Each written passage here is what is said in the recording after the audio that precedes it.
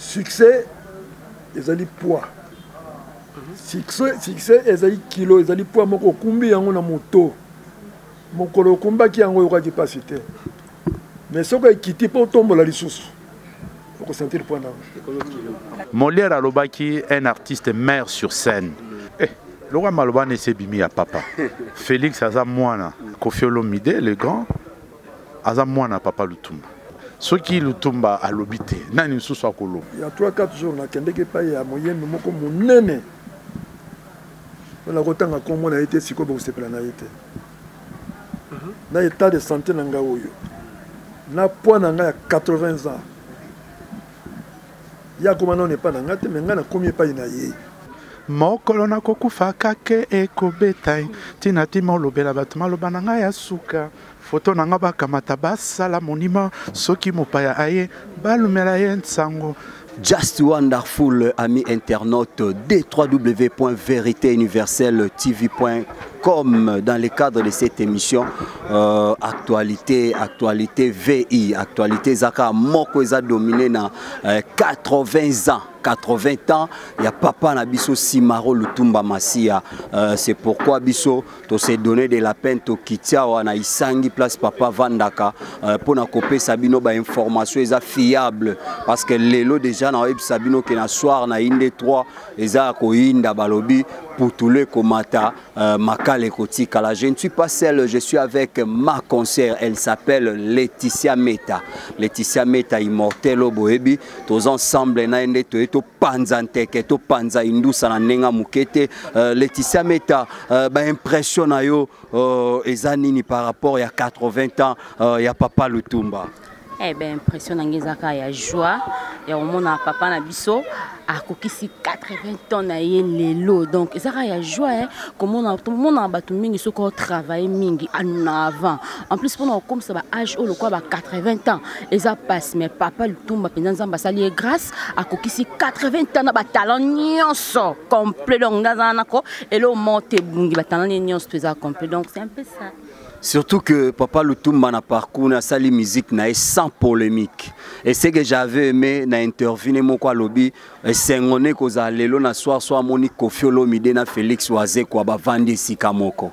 Donc Laetitia Meta lobby ni par rapport il y a proposition topé likanisa papa Lutumba selon en tant que professionnel des médias. Êtes-vous sûr que Félix Oise ko lelo na Koffi Olomide ba vandi sikamoko? Ah, tout à non, tu non pour qu'on écoute tout à non. Pour na habité par rapport ya ba dire na ba monde balobara vraiment na intimité, na habité. Nous n'avons pas ça la maman, nous n'avons pas changer mais na intimité, na vraiment sûreté, na sûreté. Merci beaucoup là, je demande à mon réalisateur le temps pour nous. Toko Tanakati kuna moi ba interview na famille, retrouvons-nous juste après.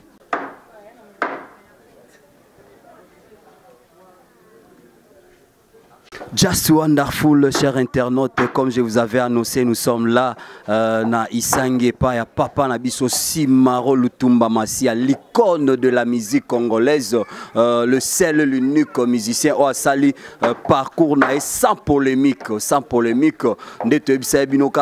kobanga. Sans Kobanga, ça veut dire papa Lutumba, 80 ans, ça s'est fait et nous sommes là avec la grande famille, Laetitia Meta, Masolongo Yango et Bandio Zolobani. Solongo et Bandi Pena, na Banyamizo Katama, Nazomo Baliboka Kande Zalaka. Toto Koikozwa, moi, tout le monde te dit que petite fille, Baza Awa, Kozwa Bango, na cadre ya moi de la femme P, Basamo vocal, ya moi Banzembo nae.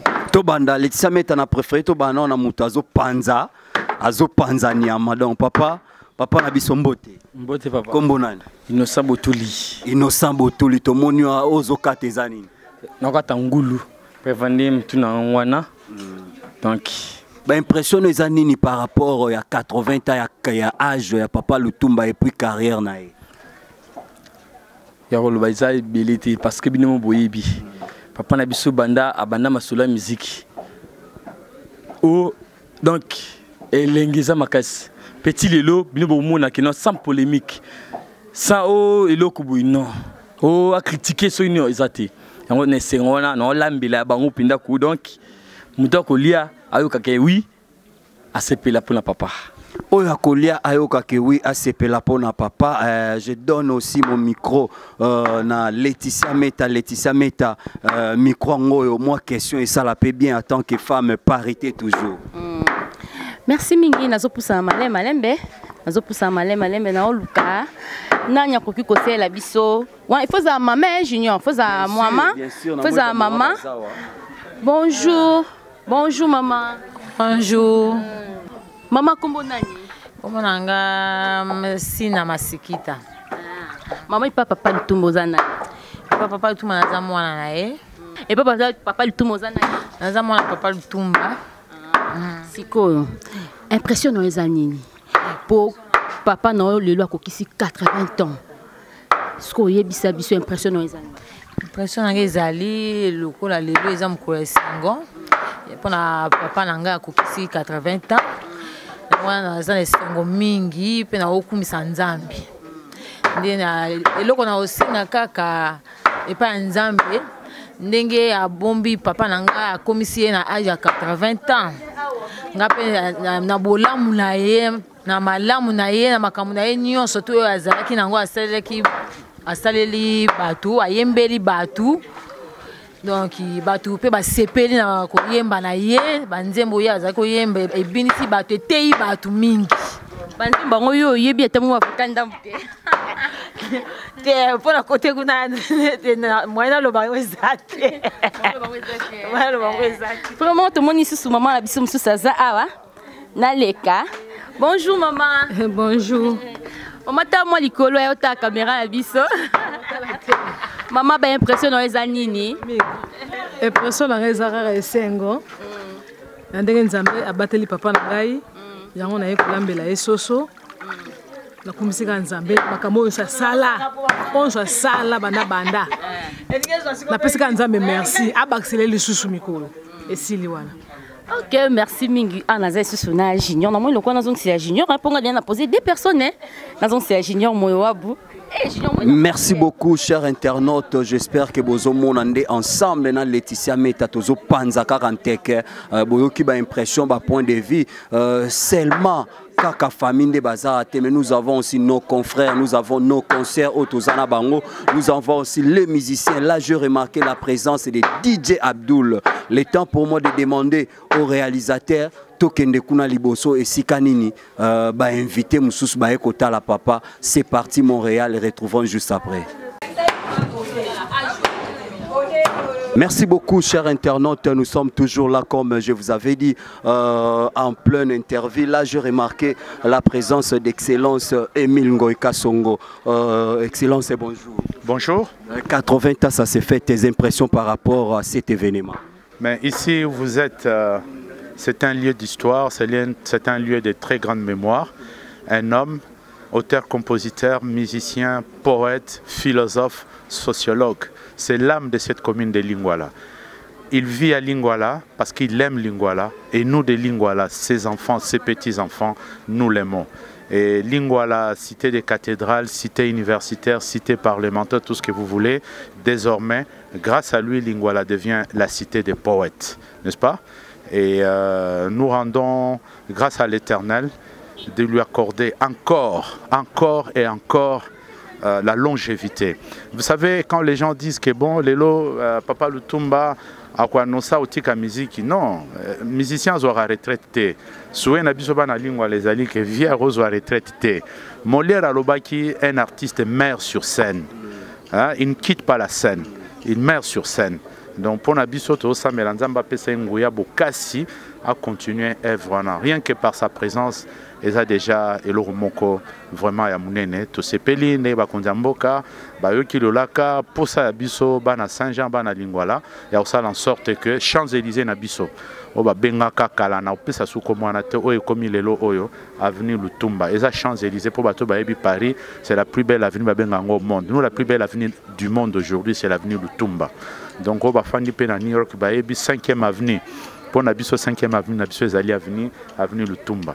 Donc tozo bunda po monument ya vie il faut mata avenue c'est mon ani monument pe bana Lingwala eza elo mote ko l'état pesio bonate eza ga initiative à bana Saint-Jean initiative ka bana Saint-Jean de basali monument pour na kolakisa bolingo baza nango honneur oyo papa poète Lutumba Simaro asali pona biso. En fait, honorable étant natif de Lingwala, quelles sont les relations bilatérales que vous avez avec Papa Lutumba Simaro? Papa Lutumba vient nanga, papa nanga. Donc nga naza mwana kati, nde na ya na ye pas père nanga, na ye pas vient nanga. Nga na Papa Lutumba vraiment, je peux vous dire que il y a une affection. Affection ya papa na mwana, affection ya mwana pas ya papa na ye. Vous savez, par exemple, sur un hôtel Miton depuis 2012, au coup de monument, il y a Vieux Lutumba, ils en ont 4. Nous avons matin hôtel Miton, tu as le plus beau, vraiment tout le bas portrait, ils en ont Miton, ils ont Papa Lutumba. Papa Lutumba, tu as rabisoté. Ils ont mon anniversaire, ils ont la matanga, ils ont l'eau, se comme ils ont la vie, ils ont la fandiawa. Au moins, ils ont la poto, ils fil. Ah, prof, ça m'a boni, madame, bon, ils ont bien, madame. Donc, sans papa, et puis, ah ouais, naïkou na kamoni na kutibina, pour nga na kota rachobo, atana sima, mais aussi au monde. Mais Papa Lutumba, lobby interview na imoko ezale sengo, ceux qui na soira lelo Koffi Olomide na wazeko avant de sikamoko, étant homme paix à culture, tes impressions par rapport à maloba Papa Lutumba Simaro. Le roi maloba ne s'est bimi à papa. Félix aza mwana, monstre. Danger aza mwana ya Papa Lutumba. Côté Msusu, Koffi Olomide, le grand, aza mwana Papa Lutumba. Le roi papa c'est à lobby pour na bango. Baby bien que zandingisa. Hein? Zandingisa monument. Ceux qui Lutumba a lobité, nani Msusu akoloba. Ceux qui y a lobby na roba que ça sous na likolo. Donc les hommes kolomo il y a bien que les deux grands artistes musiciens Félix Oazé quoi monstre na Koffi Olomide bon pao à l'occasion de cet anniversaire et aux Alabiens. Mais je crois que moi, non, c'est là, non, puisque j'ai suivi il n'y a pas très longtemps, Félix a dit que Likambo Satana Nanzambe Baba Solo là, ils ont sauté, c'est là.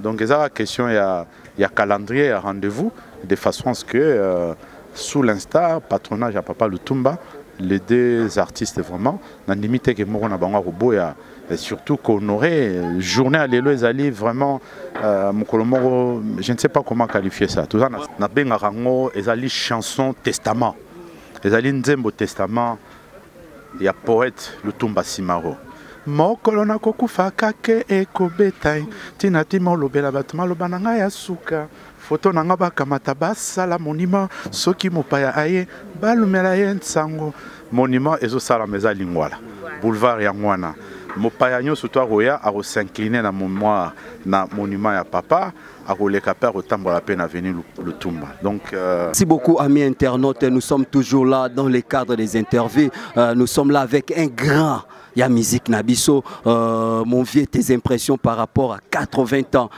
ça s'est fait par rapport à Papa Lutumba? Oui, c'est toute une vie et pour une personne comme moi, cela m'interpelle parce que je suis sur la même lancée. Si vous le permettez, je peux dire que je suis parmi les musiciens de ce pays qui ont eu une carrière longue. Comme je vous parle ici cette année, je totalise 50 ans de carrière.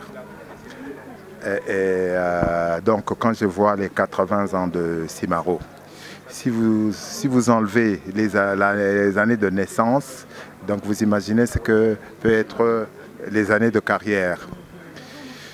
Et je venais de le dire tout à l'heure, moi ce qui m'interpelle ici, c'est bien sûr la joie, c'est une grande émotion, mais c'est aussi des gros, je dis bien gros points d'interrogation.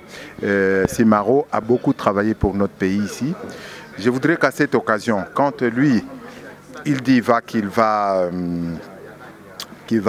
dédier sa guitare au président de la République, je voudrais que l'institution qui gère les droits d'auteur en monopole dans ce pays puisse aussi symboliquement lui dire « Tu as travaillé pendant X années, voilà ce que tes droits d'auteur représentent. » Parce que je sais qu'en ce moment, il y a une très grosse bagarre en France sur les droits d'auteur de Johnny Hallyday. Lutumba n'est pas encore parti, il est encore parmi nous. Mais j'ai dit qu'il serait grand temps qu'on puisse se pencher sur ces droits d'auteur. Voilà, est-ce qu'on peut écouter ne fût-ce qu'un morceau par rapport à ces titres? Un morceau? Non, non, moi je ne suis pas de ceux qui font les acapellas à tout bout de champ. Vous aurez l'occasion d'entendre ça quand vous viendrez au concert de ce soir. Et c'est lui du 23. Vous allez assister à ce que nous pouvons faire dans ce sens-là. Merci. Merci beaucoup, amis internautes de Vérité Universelle TV. Nous sommes là avec l'artiste de mon pays. Il s'appelle DJ Abdoul. DJ Abdoul, te surprendre Awa et pas Papa Lutumba. Tes impressions par rapport à 80 ans et à Papa Ezani? D'abord, c'est la joie d'abord. C'est pour d'abord participer à un événement. C'est un événement. Papa Lutumba, c'est une icône de la musique. Avec sa guitare, il a innové beaucoup de choses. Et ça, c'est longtemps qu'il est encore vivant comme ça. Tu vas passer honneur oiseau mérité parce que 60 ans de carrière, c'est pas petite chose. Avec plein de combats, avec plein de réalités, la musique. Mais surtout, tu continues ma musique en calaming, mais au moins déjà ma cambon, on passe. Pour comme on a combo, pour ça là-bas, œuvre éthique à la mitou ya batou. Papa Lutumba a beaucoup d'œuvres que les gens ont interprétées. Il a tellement beaucoup de chansons mélancoliques, mélodies où et big ça va mabala, et big ça va famille, et big ça va conseil. Alors il mérite ses 80 ans vraiment au gouvernement. Merci. Naba initiative on a vraiment implanté pour na honneur ya kombo na éthique à la bande na biso, bana biso, bazali yango monto ya ki la grande équipe musique urbaine. Tosangani na bande konyo so basala la musique urbaine accompagné avec la structure Kinshasa Sound, oza structure oyo état en valeur la musique urbaine na kati ya Kinshasa. DJ Abdoul en tant que manager, donc toujours représenté structure Kinshasa Sound. Donc yango monto yina quelque chose. Toyena moi carton moni moi misuni ezali wa l'os ezali mafuta na sucre. Tu me mets papa, biso banana ya musique urbaine, tu représenter ba artiste nyonso, ba rappeur, ba ta R&B, ba zougloumen, ba nan, donc ça dit tout ça la rumba te ba représenté par biso lelo pour que to yeb sa papa qui a zo mérité ba soutien na biso et que musique oya baki sato mayele oya tsana musique ils ont mérité ba honneur et belé yango moni présence na. Merci beaucoup, je ne suis pas seul, je suis avec ma consoeur mais ta un mot par rapport à question. DJ Abdoul, question d'Angeza Boye. Selon Dengue Yemoko, papa Napso Lutumba Nenga souhaita que le jour où il y a anniversaire, a souhaité que Kofi Olomide na Félix Oisé quoi, bafanda ensemble, bas aller sika moko. Siko yo okolo bani.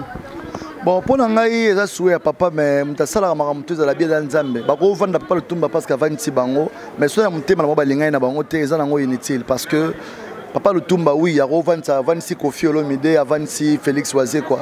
Mais ce qui Félix Oisé quoi, Marambo Zaranamte Manae et correspond à Kofi ou bien Kofi Olomide, ce sont des grandes personnes aujourd'hui. Moi je pense que Marambo Touba Salarawana et comme on attend mon comme Sony parce que Biso Beba Namiki Toko là. Imaginez bah ça Biso ya ba haine, image au Kangela Mutukanda donc c'est pas intéressant. Papa Lutumba Rofan sa Kofi avant si Oisé quoi, mais je pense pas que c'est la solution. La grande solution est que Bangom Bale Baza parents. Monsieur Kofi Olomide, Monsieur Félix Oisé, quoi, vient avec beaucoup de respect. Baza mikolo, basali belé la musique. Non, c'est pas la keko kanabango la naturelle. Ils ont été forcés par quelqu'un parce que pas le tout aujourd'hui s'il n'est plus. Je pense pas que Barozalasuna Bolingo de Sikamoto, on a vu beaucoup de haine. Alors la musique congolaise pour que ça avance, on doit comprendre que moté mamabe ya ba musicien, ko tsa baninga bakal, ko contrecaler banzela baninga, ozo bomara misienté. Ozoboma toute une nation. Alors biso côté la musique urbaine, tu auras tellement la marambouana troté yango mona ke makamna biso et qui ndara très bien. Yango zo mona pe ke ba artiste musulo ba comprendre que faut ba ya côté urbaine po biso netro simba musique ya Congo ya lobby parce que bano ba botama awa ba lingi su ba biloko te.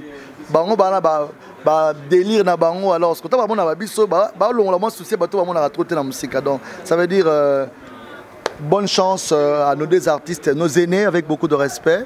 Hein, beaucoup de respect vraiment. Quand peut être à Guada, les DJ Quadra, Bambota trop. Vient absolument Félix Oisé, quand on a un livre. Dans le casquette, comme on a somba, puis on a collé sa sagesse, c'est ça la vie. Ok, merci.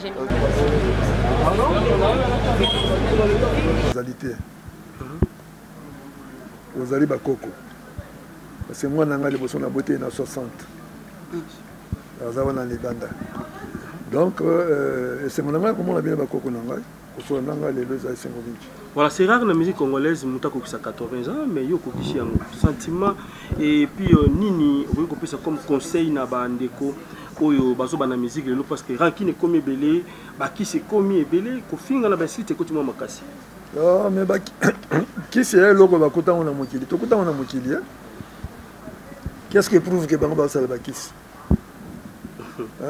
Parce que lelo oyo soko okimaka mbango okokamata kisi ya mbango, mais soko ozalaki na yo makolo na ekokaki na okima mbango te ata ozokisi ekotambwisa makolo na yo te. Toloba ke bazala oyo babotama na talent oyo ya solo bazosala misala, mais oyo balingi basala lokola parce que tozalaki na quartier moko totangaka na ye daye na classe azalaki na mayele te tout ça azosala succès wana obungi parce que likabo na ye nzambe apesa ye bapesa yango na yo te osoba oteka na magasin okokola osomba yango wana ezali likabo na ye mingi bazali lelo balimbisanga bana na bakoko basoi-disant artiste, mais dans la vie il faut toujours koyebaka ke okoki kodiembela na yo na vie ya moninga moko boye étoile na ye barayon étoile na yo peut faire vivre yo oresir mpe na vie na yo, mais na kati ya génération na bino ezali mingi te. Conseil papa Simaro akopesa bango ya bolingo te balingana 80 ans aujourd'hui.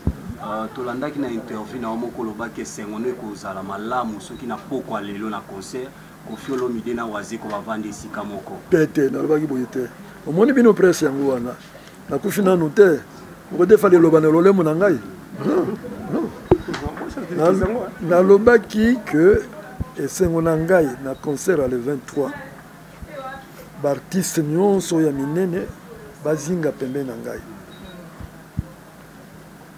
Koffi na uto so aneli lo alaki ngai ndenge Koffi ayaka na ba anniversaire na ngai nyonso Wazeko même ma naza papa nakoloba nyonso te na bandeko na bino mosusu.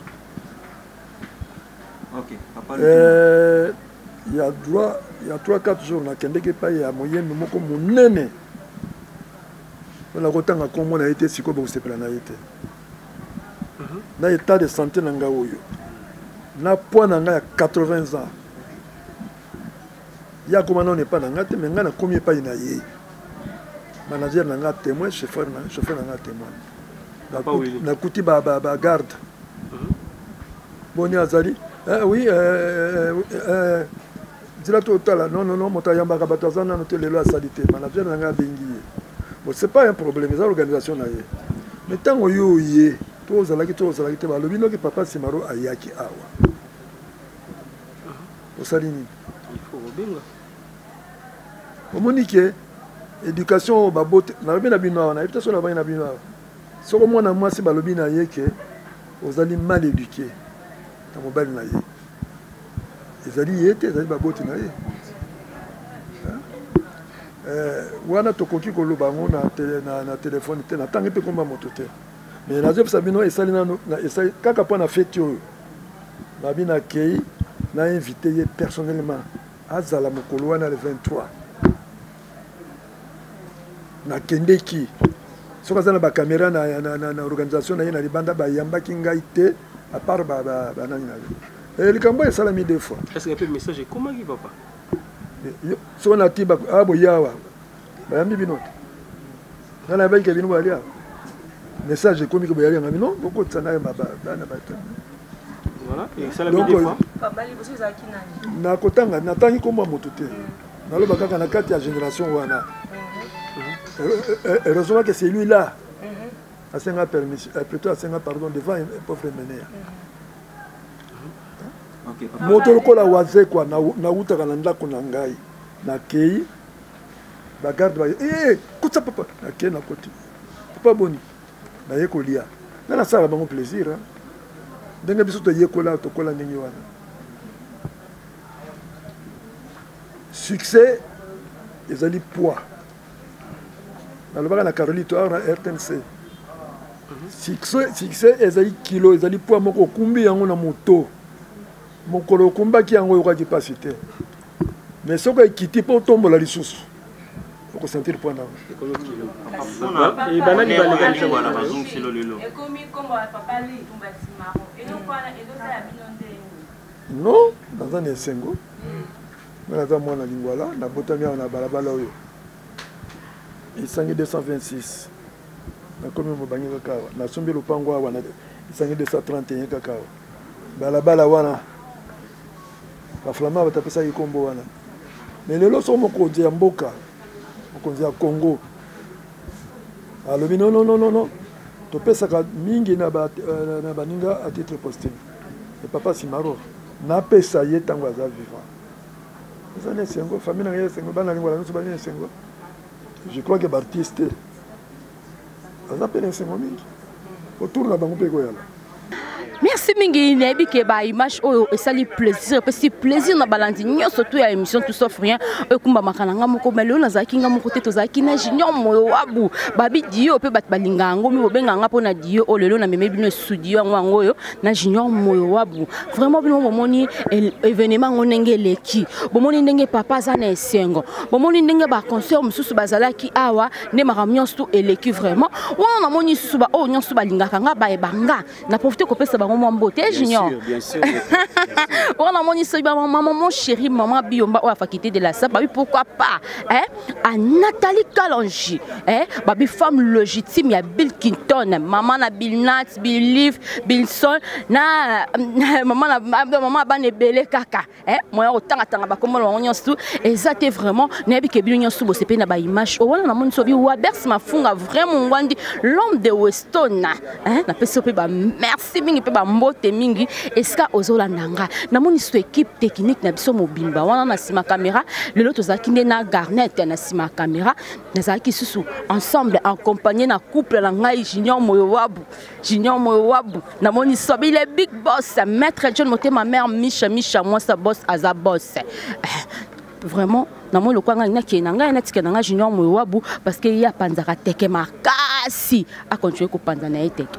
Just wonderful, chers internautes. J'espère que vos moni binomoko commence à se passer. On était là du début jusqu'à la fin. Quant à moi, je vous dis, restez toujours branchés parce que ce n'est pas encore fini. Et Zalaki, première partie, aussi deuxième partie, la soirée, na 1, 2, 3, bisoto Rosala, toujours en apona coin. Formé bino, boyoki nde papa Lutumba Lobi, boyoki ba rimero ebima et que papa Lutumba Lobi kofelo midina waze ko baza esika moko. Papa Lutumba a démenti cela parce que bisoto lobaka télévision et zanango radio te. Quant à moi, je tiens déjà à remercier tous mes vrais. Là, je vois maman sociale Sylvie Kabeabalobi Espefac toujours de l'avant et aussi Eldwige Ngombo, le manager international na Katsaba Lyon et sans oublier la grande Z, elle s'appelle Zizi Ngombo Balobi général major Yenda Kangima solo na Katsaba Lyon wana et aussi là je vois Kouloutou Magela, merci parce que le sage Oyo a ses sakaté ko soutenir nga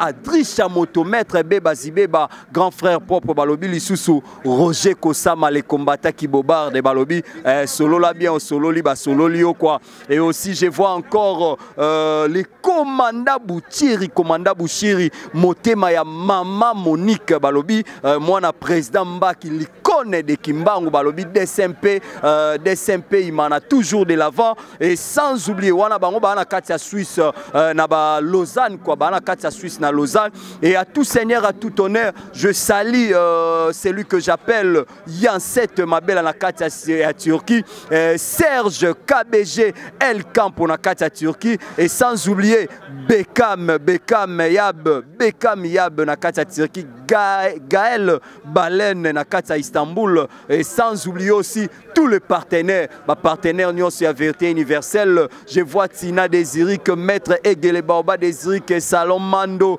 Cyril Full Option, MSK, Massaka, Arrobase Nakatia Ziric et aussi les news de stars, Viezoro Mabiala, la bouche autorisée. Je vois encore Ndombolino leader Balobi, Bangonde Bakangima solo la publication à Nenga Mukete. À tout seigneur, à tout honneur, je salue celui que j'appelle les full boss, les big boss, l'homme à double brassard, Papa Moko, bien Makasi. Il s'appelle Maître John de Switzerland, Motema Yamama Misha Misha, son Altesse royale, Netolobaka, que lorsque vous voyez un homme fort, c'est que derrière lui, il y a une dame forte. Et aussi, je salue notre superviseur Papi Lokongo, merci pour le savoir-faire. Quant à moi, je tiens à remercier la personne qui était derrière la caméra, il s'appelle l'homme doux, Garnet Mukenga, Motomoko Siapata.